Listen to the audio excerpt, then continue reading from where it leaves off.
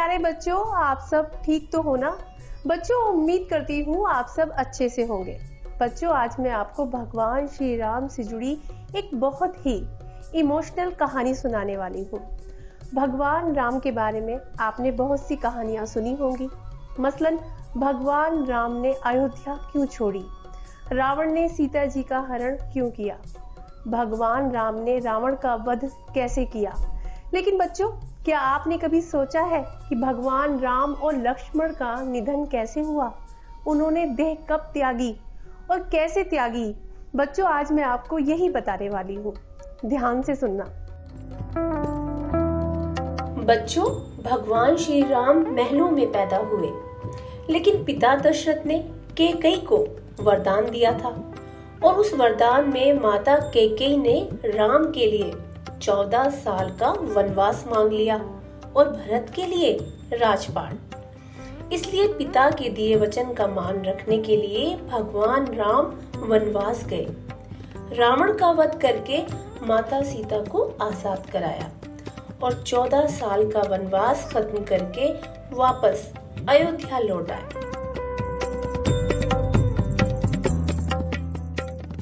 अयोध्या में राजा राम के शासन काल में धर्म और मर्यादा का हमेशा ध्यान रखा गया, इसलिए उनके राज को राम राज कहा जाता है। भगवान राम ने धरती पर 1000 वर्षों से भी ज्यादा समय तक शासन किया है। श्री राम जी के इस लंबे शासन काल में उनके साथ परछाई की तरह छोटे भाई लक्ष्मण जी रहे। एक दिन की बात है कि एक बुजुर्ग संत भगवान राम के दरबार में पहुंचे और राम जी से अकेले में बात करने का निवेदन किया। राम जी ने बुजुर्ग संत की बात सुनी और उन्हें अपने साथ एक कक्ष में ले जाने लगे।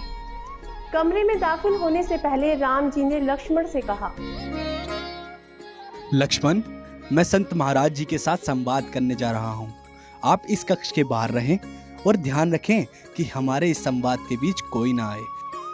अगर इस वार्तालाप के बीच अगर कोई कमरे में दाखिल हुआ तो स्वयं उसे मैं मृत्यु दंड दूंगा। जो आज्ञा महाराज। भगवान राम अपनी बात कहकर कक्ष में चले गए। दूसरी ओर लक्ष्मण जी अपने बड़े भाई राम जी की आज्ञा का पालन करते हुए कक्ष के बाहर पहरा देने लगे। असल में श्री राम जी से मिलने आए बुजुर्ग संत कोई और नहीं बल्कि विष्णु लोक से भेजे गए कालदेव थे। कालदेव धरती पर प्रभु राम को ये बताने आए थे कि उनका धरती पर जीवन पूरा हो चुका है और उन्हें अब अपने लोक वापस लौटना है। भगवान राम और कालदेव के बीच कक्ष में ये चर्चा चल रही थी कि इसी बीच अचानक कक्ष के बाहर ऋषि दुर्वासा आ गए। ऋषि दुर्वासा को उनके क्रोध के लिए जाना जाता है। कमरे के बाहर उन्होंने लक्ष्मण जी को खड़े देखा। वो लक्ष्मण जी से बोले, हे लक्ष्मण, मैं राम से मिलना चाहता हूँ। वो इस वक्त कहाँ है? इस वक्त महाराज एक बुजुर्ग संत के साथ इसी कक्ष में कुछ बहुत जरूरी वार्तालाप कर रहे हैं। महाराजा राम ने मुझे आज्ञा दी है कि वार्तालाप के खत्म होने तक मैं इस कमरे के बाहर रहूं और किसी को अंदर न जाने दूं। लक्ष्मण, मुझे इस वक्त राजा राम से मिलना है, मुझे अंदर जाने दो। क्षमा कीजिए महर्षि, आप वार्तालाप के अंत होने तक अंदर नहीं जा सकते।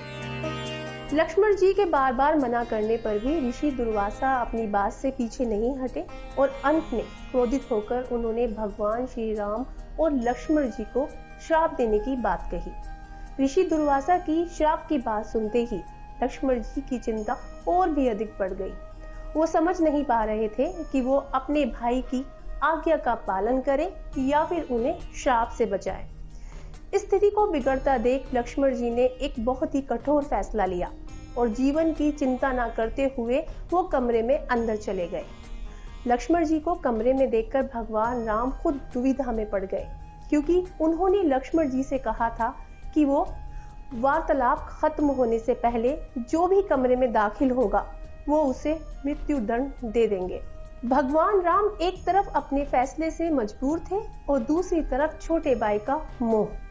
अंत में काफी सोच विचार करने के बाद राजा राम ने अपने भाई को मृत्यु दंड देने के स्थान पर राज्य और देश से बाहर निकल जाने का आदेश दिया। असल में उस दौर में देश से निकाला जाना मृत्यु दंड के बराबर ही माना जाता था। राजा राम के इस फैसले के बाद लक्ष्मण जी ने इस दुनिया को ही छोड़ने का फैसला कर लिया। लक्ष्मण जी सरयू नदी में गए और जल समाधि ली। नदी में समाते ही लक्ष्मण जी ने शेषनाग का अवतार ले लिया।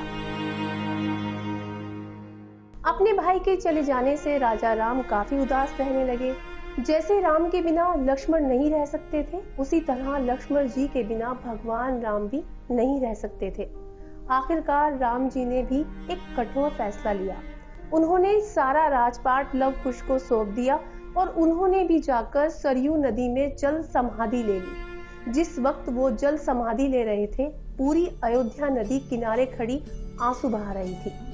समाधि के बाद प्रभु राम सरयू नदी से भगवान विष्णु के रूप में प्रकट हुए और उन्होंने अपने भक्तों को दर्शन दिए। तो बच्चों, कैसी लगी आपको ये कहानी? उम्मीद करती हूँ कि इस कहानी से आपको भगवान राम के जीवन की अहम जानकारी मिली होगी। बच्चों, अब मैं चलती हूँ, अगली बार फिर आऊंगी ऐसी आध्यात्मिक और ज्ञान देने वाली कहानी लेकर।